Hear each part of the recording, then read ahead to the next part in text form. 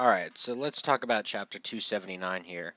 Now, this chapter, like, pretty much primarily focused on speaking about Gyokuen or Arba, and I really enjoyed the conversation between Kouen and Hakuryu about Gyokuen, but I disagree with Kouen. Um, Kouen thinks that Gyokuen was the most powerful character in the verse at that time. Um, and it's funny, he says, someone who would not stay dead even if you killed her. Well, that's kind of what it means when you kill somebody. Just saying, Kouen. But I know that's like such an anime thing. Like people die when they're killed. Like that whole bullshit from what like Fate Stay Night and all that. All some of those others animes or whatever. Um, anyway, one of the things I disagree with Koen about Gyokuen being the strongest. You guys already know my stance on who the strongest character is, and that's fucking Sinbad. Um, just yeah, he has a point where yes, she's the mediator regarding dungeons, and so the fact that she does allow people to have metal vessels um, makes you think that there's no threat. But I don't agree with that necessarily. I just think she may have been overconfident and or cocky. She was a crazy bitch. First off, that's uh, let's not think that she's the most intelligent. She was nuts, absolutely batshit insane. Okay, um, so I don't know how intelligent her decisions to give metal vessels out were. I mean, I thought that Cohen might have actually been stronger, but now I don't think that's true.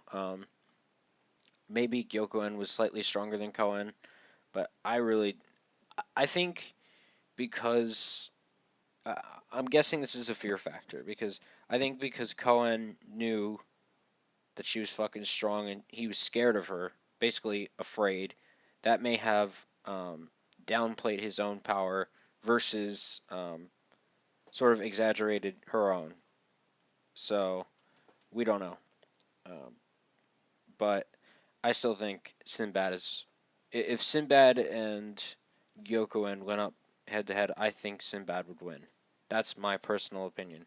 Just on the sole fact of his hype, I think that would happen. But of course, we do find out that he was trying. Cohen himself was actually trying to avenge um, Hakuto and Hakuyu uh, and the other brother. Um, he was trying to do the same thing Hakuryu was doing. He was trying to build up strength and all this stuff.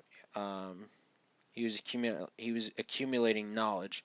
He um, he was trying to learn about Almaturan and things like that, so that he would one day also do what Hakuryu has presumably, but not presumably done, because I mean, by the end he concedes that perhaps that Gyokuen is dead.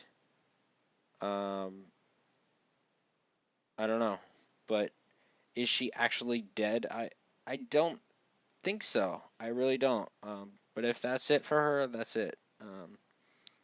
But yeah. So it is interesting how Cohen was sort of the same in that he also wanted revenge, but he was not willing to show it because he was more on the undercover, whereas Hakuryu was obvious.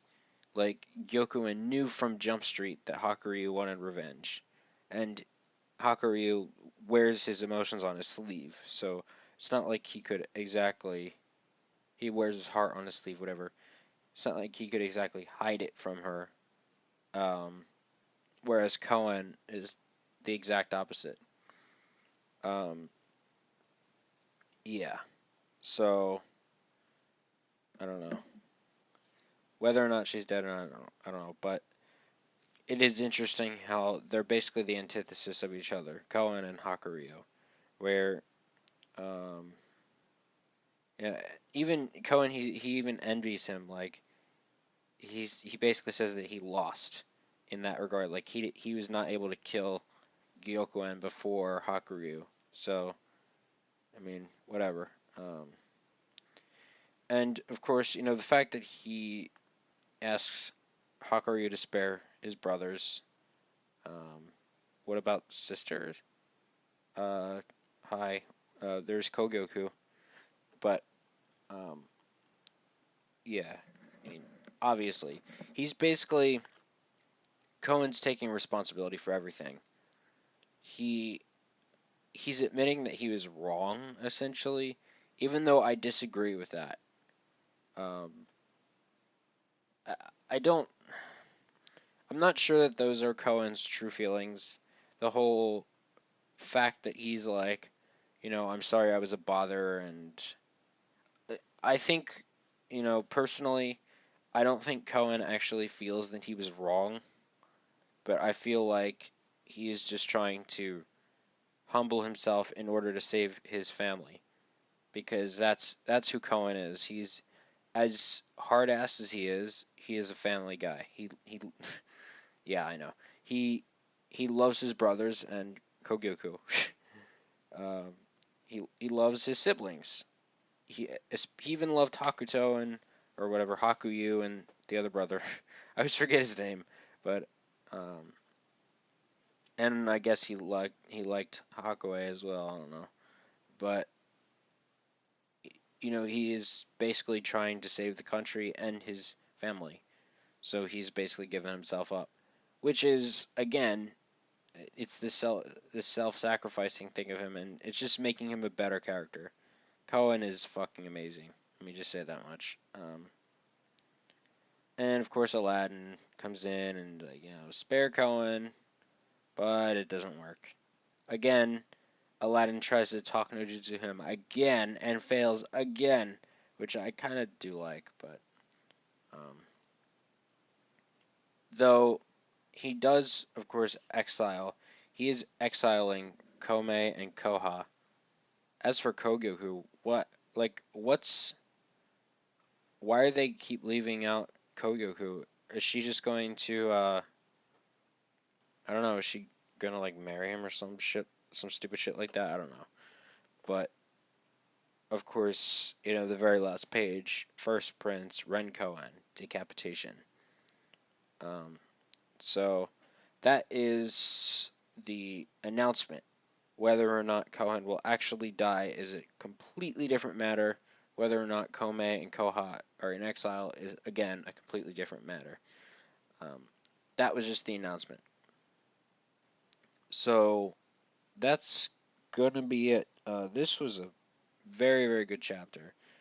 And yeah, so thank you guys for listening, and we'll see you guys next time.